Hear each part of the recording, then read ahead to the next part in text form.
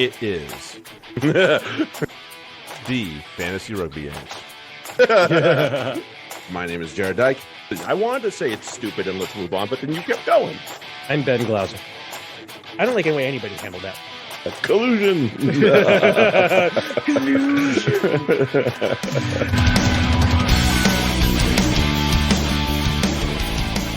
Hey, everybody, welcome back. It is the Fantasy Rugby Yanks. My name is Jared Dyke. I'm Ben Glauser.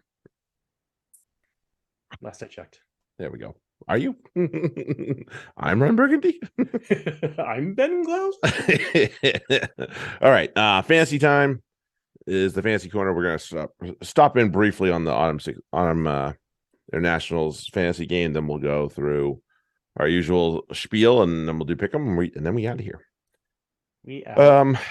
So for the autumn internationals, it's the same as always with like with Six Nations. In any international fantasy competition, it is about finding the diamonds in the rough with the teams you don't necessarily think about.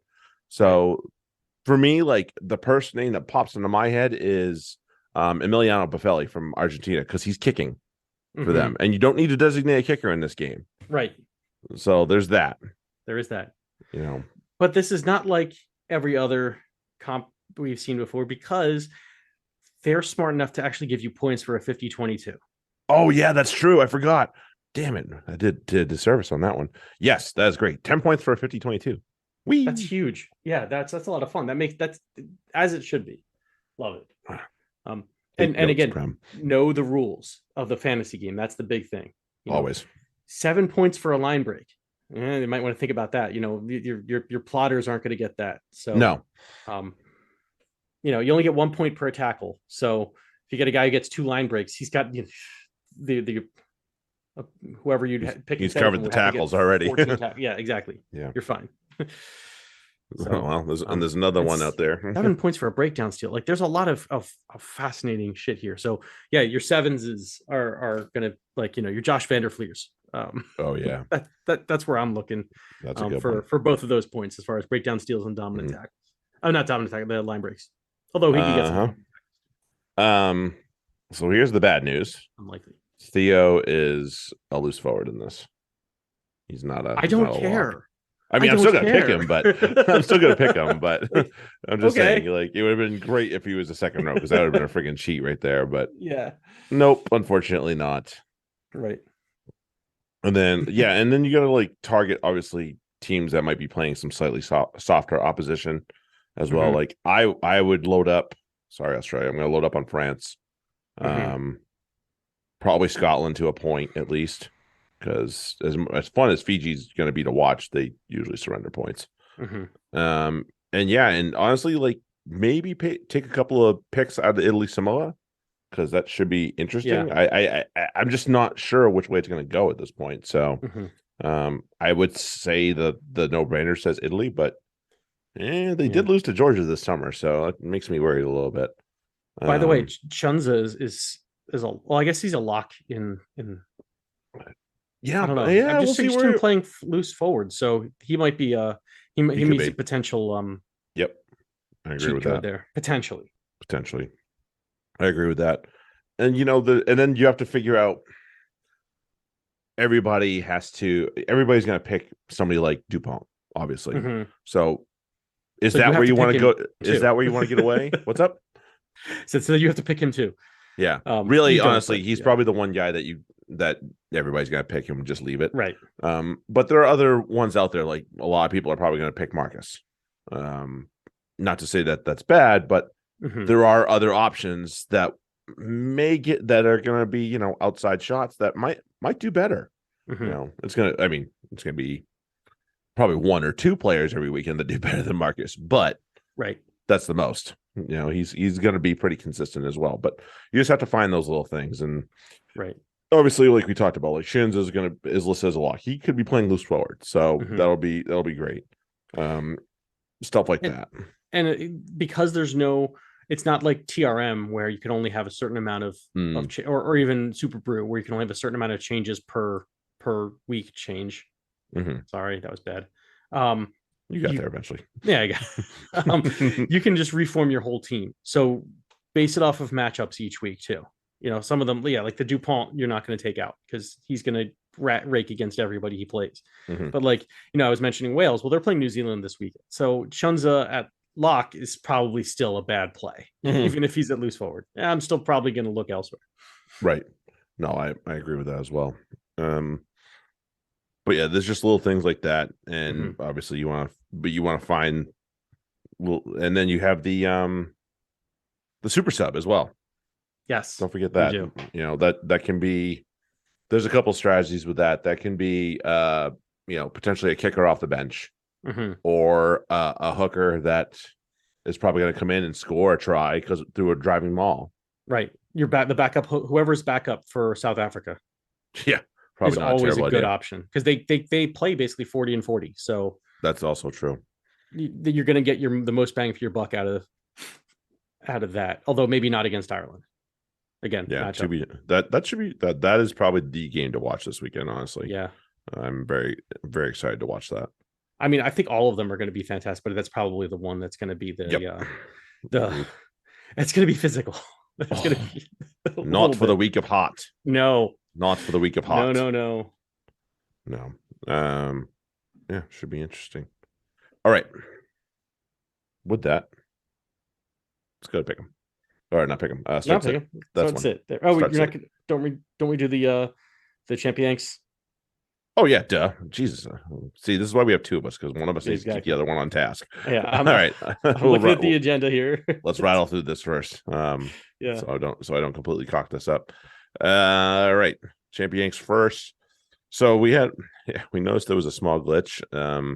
It says that Mark beat Cobus, but it went into the book says Cobus beating Mark. So that's one of those rare ones where they make a after finalizing update and it goes, no.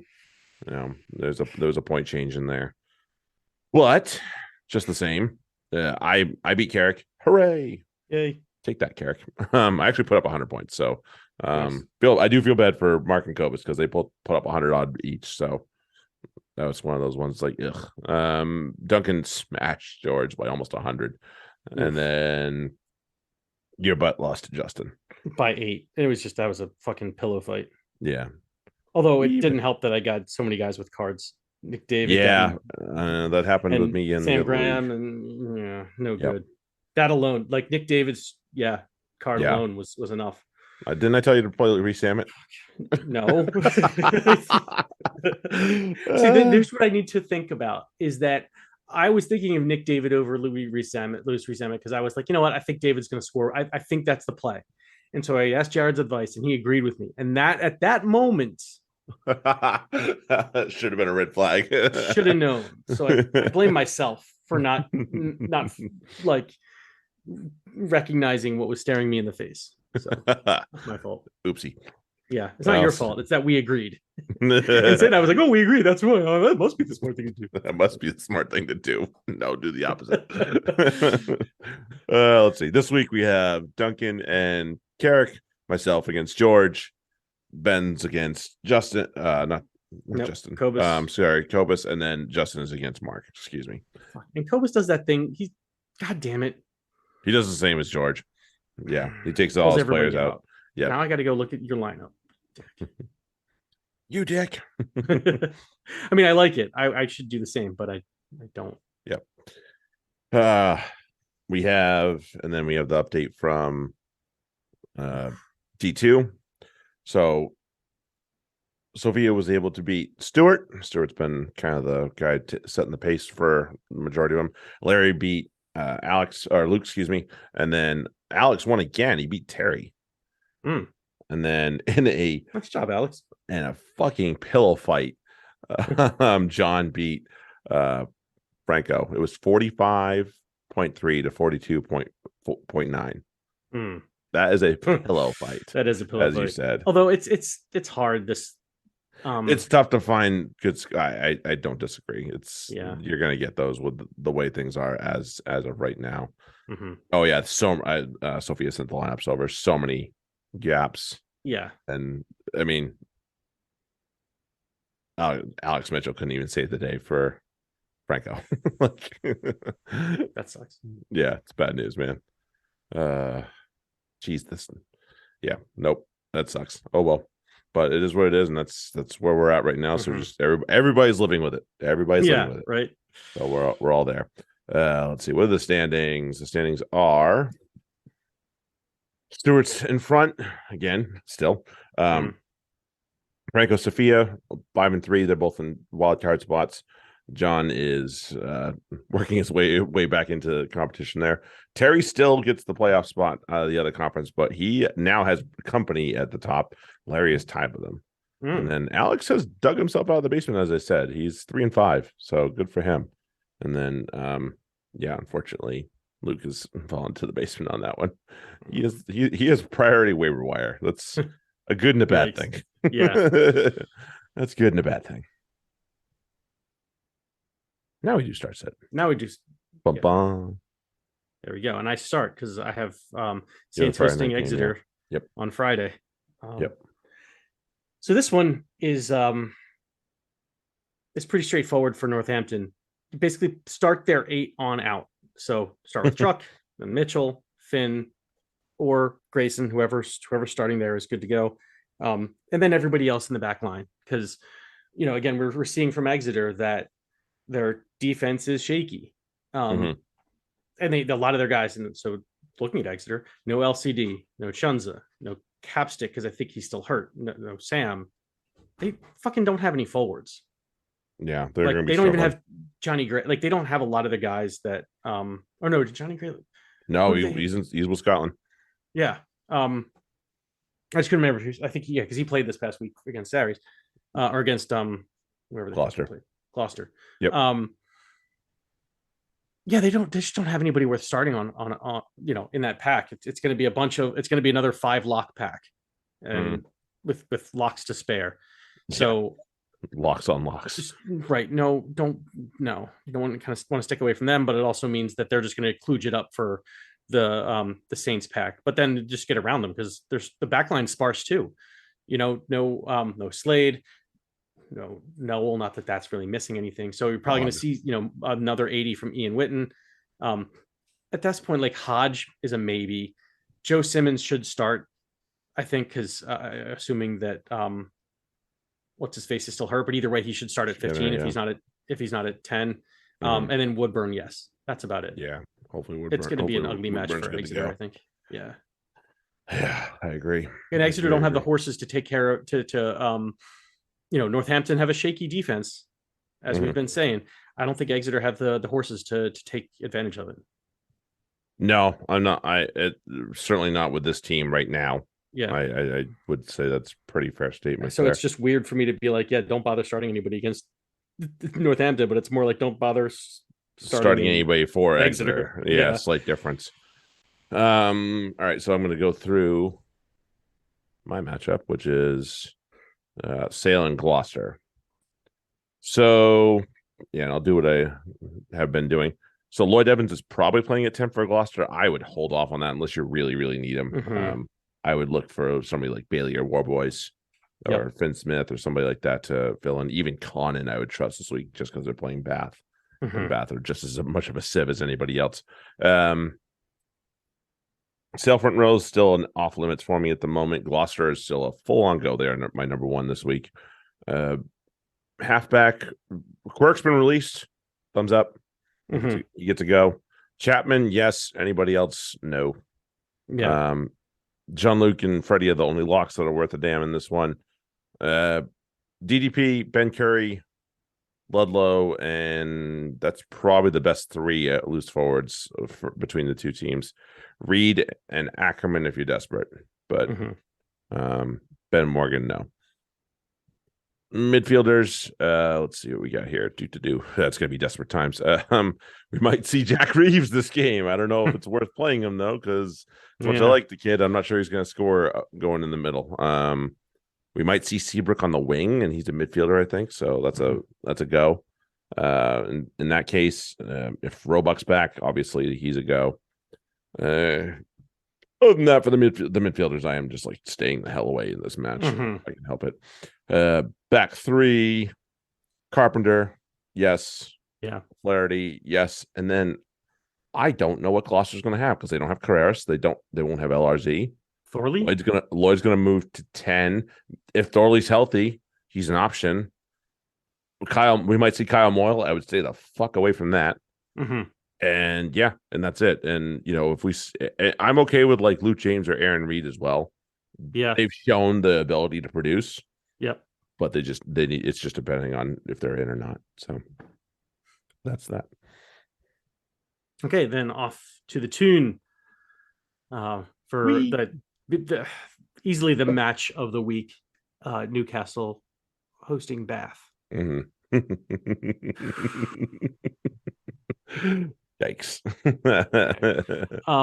Well, McGuigan got returned, so the front row for Newcastle is a must start now. Yep. And then other than that, take some flyers on the back line. There's probably a few. There's not much, especially with Sean Robinson gone now. Good for him. I mean, but hey, he needs more. He needs caps. Honestly, he's been playing really well. Yes, and here's the other thing. If you weren't playing fantasy rugby, you wouldn't know how good he is. Truth. Even if you're watching them, sometimes it's hard to see. But like then once you start playing fantasy, you see the scores he racks up. You're like, oh wait, then watch him play. Holy shit, that guy's good. Just playing on a bad team. But then take some flyers on the back line. They could still find some gaps. We've seen Bath have a leaky defense too. Radwan should certainly have some fun. Yeah. For Bath, the front row also, yes. The loose forwards are kind of lineup dependent, but still should be good with Reed and Bayless, and they have a decent back row stable. So whoever goes out there should play pretty well. And you mentioned the two potential fly halves for Bath, Warboys and Bailey are yes and yes. Warboys particularly was a great pickup for me this past week, 2 weeks ago. He really cracked it up for me. So I like that.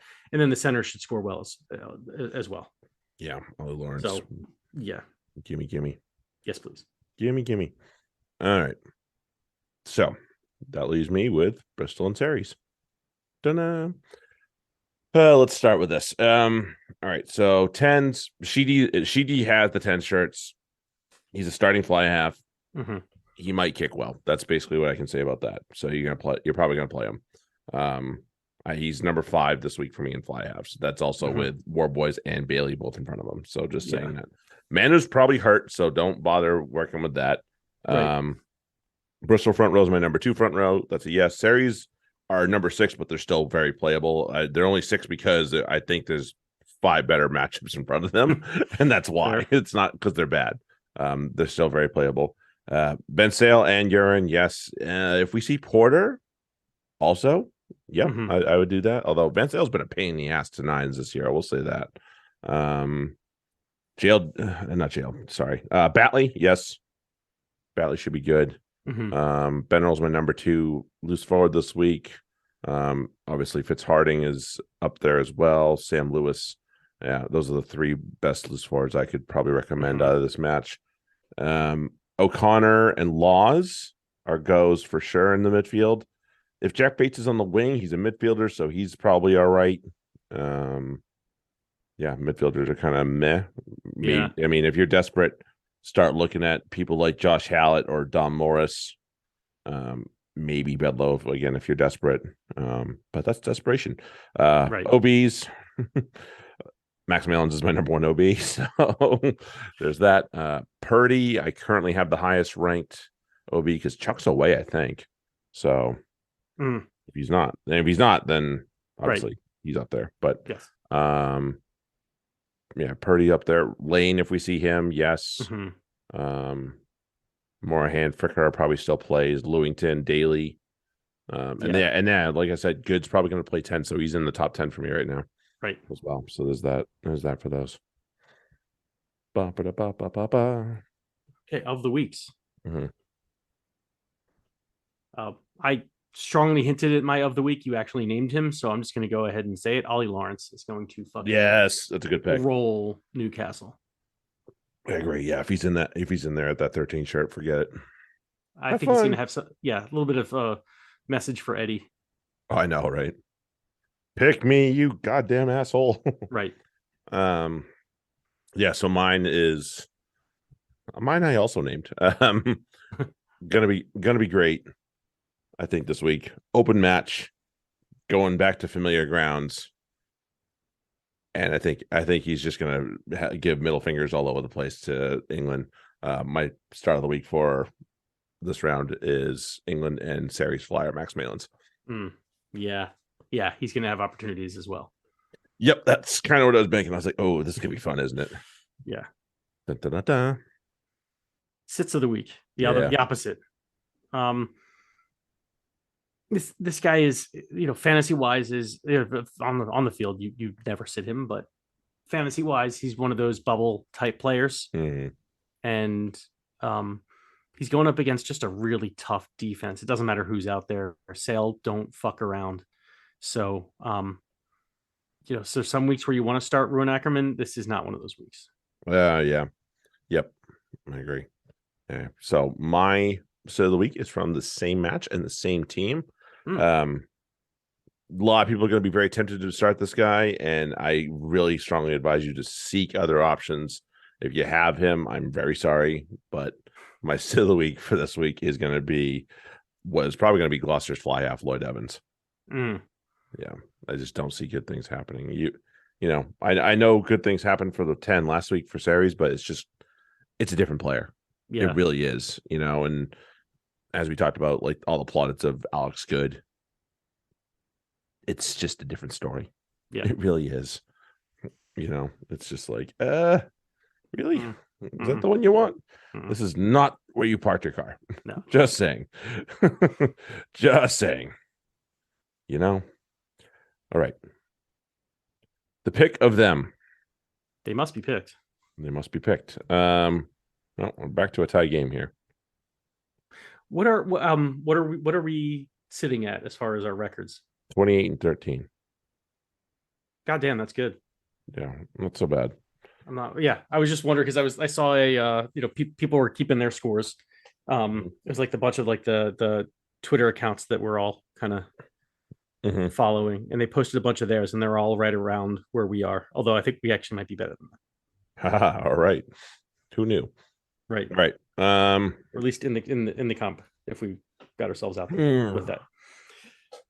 Saints Exeter, and I it seems obvious, but I'm also like, is this a trap? They're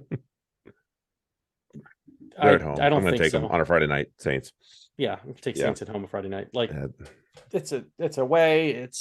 I just don't think Exeter. Like again, I don't think Exeter have the horses to take advantage of Saints defense. I don't like. Yeah, no. Yeah. Witten is not going for a run. No, and the hole will be there, but it'll close before he can even like take. He'll take a step and it'll be gone. Yeah. So no. Look at that pretty hole over there. It's one of those, like I tell the kids when they like close a gap on me, I was like, 10 years ago, you've seen the back of it. 10 years ago, you still would have done it, but I would have made you hate it. Right. No, I would have been through before you got there. But okay, no, that's more 15 years ago. 10 years ago, I would have made you pay for it. Yeah. Got to figure out where I am now. Yeah, remember that part. All right, Sale and Gloucester up at the AJ Bell. I'm going to take Sale. I'm going to take Gloucester. Okay. Yeah, I think Gloucester obviously Gloucester. I had Gloucester in my top 4 at the beginning of the year. Right. I still think they're pegged for that. I don't think Sharks are. This will be for me. This will be a statement if they can get it done at the AJ Bell. This will be a statement. I will say that. It's Oh yeah, it's that Sale. That's true. Yep. Yeah. It is at AJ. Yep. All right. Up to the tune. Newcastle and Bath. I'm gonna take Bath. I'm gonna take Bath too. Yeah. I was thinking about it because Newcastle are tough at home, but Bath are playing. They're a different brand of rugby. It's not like when Bristol went up to Newcastle. I trust Bath more than I trust Bristol right now. Terrifying. In so many ways, terrifying. All right. Bristol and Sarries. Take the boys in black. They haven't proven otherwise at this point. So And who's? I guess no, it's got to be Sheedy at 10 for Bristol. So Sheedy at 10. I think the back three and the back row for series are enough. Yeah, and good at 10. Right. Yeah, that's enough for me. And it will. Do I think this is going to be close? Yes, I think this will be close. Right. Unless Radradra's coming back. Oh, for fuck's sake! Don't say that fucking name. What's wrong with you? I don't think he is though. I think he's out till like Christmas. I think he's like seriously out. Yeah. We were talking. Really pisses me off because I can't release him on my fantasy team because he's like, this is about the time where he's supposed to come back. So right. Well, he's not in the Fiji squad, right? Right. So yeah. No, he's not. Well, there you go. Because he was supposed to come back in November, October, really, and then he kind of like niggled it again, and then yeah. Let's see. Hold on.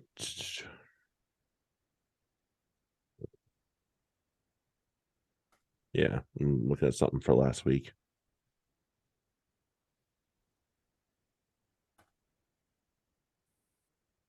A November return. Yeah, okay. That's what I'm seeing is the November return. Yeah, and I wonder if he returns in November, if maybe he gets a game just because probably Fiji don't want to throw him into international rugby right away, and if he gets a game in time and then can play in the autumn internationals, I bet you that's it. So we'll see. Oh, hold on. Less than a year. Yeah, Radradra was called up for Fiji's autumn internationals. Yeah. So it looks like he's not going to be fit to play, but he's still going to be. Okay, so he's still going to be in camp. Yeah. Maybe. So either way, we might not see him either way. So there you go. All right. You enjoy that bit of a disaster on hole on my lineup. Yeah, especially because I also have Anyanwu and Esterhazen because you never know which or both of them are going to play. Right. And now they're both on. They're on this quote unquote bye. Yeah. Although, is this Quinn's natural bye or is this a week that? Yeah, I would love to know all that stuff right now. So if somebody wants to send that to me, please. Yeah. Please and thank you. Okay. Well, there's that. All right. They have been picked. Picks, starts, and OTWs and whatnot. Fantasy Rugby Podcast at gmail.com. We will put out start sits obviously on Friday. Yep. I'll see if I can get that sheet updated. Yeah, that whole thing. At least ask C4I on Twitter. Oh, there goes Ben. Anyway, we won't pick it back up. That's all good. But we appreciate you all for hanging out with us and just chilling. Until we talk to you next week, enjoy Autumn Internationals, enjoy the fantasy rugby and what you can. Go join our league. Don't forget that. And grab our Patreon if you can. But we appreciate you all listening and hanging out and supporting us. Have a good one, everyone. Cheers.